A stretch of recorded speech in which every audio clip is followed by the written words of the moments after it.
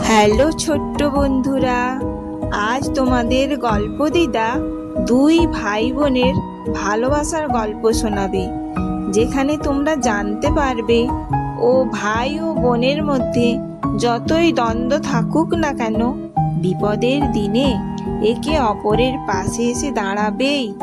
তাদের কাছে হবে তখন একতাই বল ও সমস্ত সমস্যার সমাধান। চলো গল্পটা শুনি। আর শোনার আগে নতুন নতুন গল্প শুনতে চ্যানেলটা লাইক, শেয়ার ও সাবস্ক্রাইব করে দিও। দিদি দিদি ভাই ভাই ও ভাই, কোথায় গেলি দিদি? এক সুন্দর পাহাড় ঘেরা জঙ্গলে একটা বড় গাছে বাস করত এক ঈগল পরিবার। ঈগল ছানাগুলো একটু বড় হওয়ার পর বাবা ও মা উভয় পালা করে খাওয়ার আনা নেওয়া করত।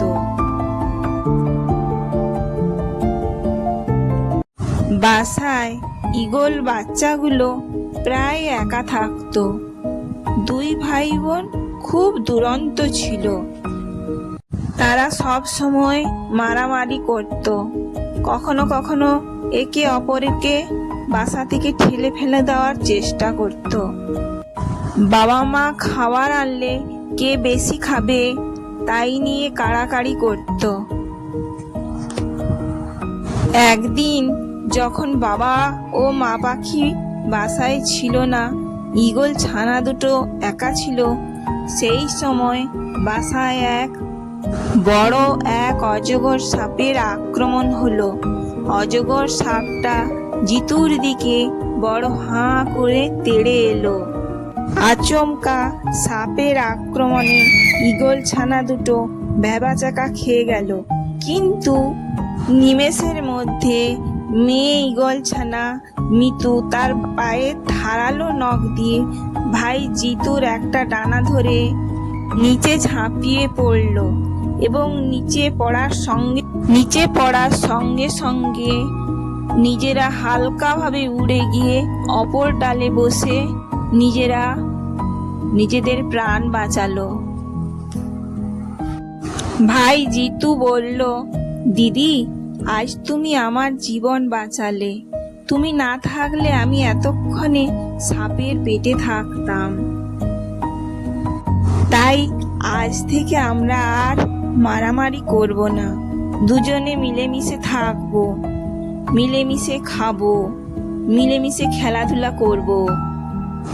এরপর বাবা মা দুজনে বাসায় ফিরে সব শোনার পর মা ঈগল বলল, তাহলে বাছারা কি বুঝলে?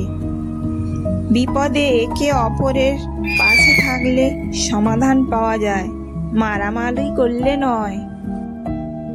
অর্থাৎ একতাই হলো সবচেয়ে বড় শক্তি। একসাথে মিলেমিশে থাকলে সমস্ত বিপদ থেকে যেমন রক্ষা পাওয়া যায়, তেমনি যে কোনো সমস্যার সমাধানও হয়।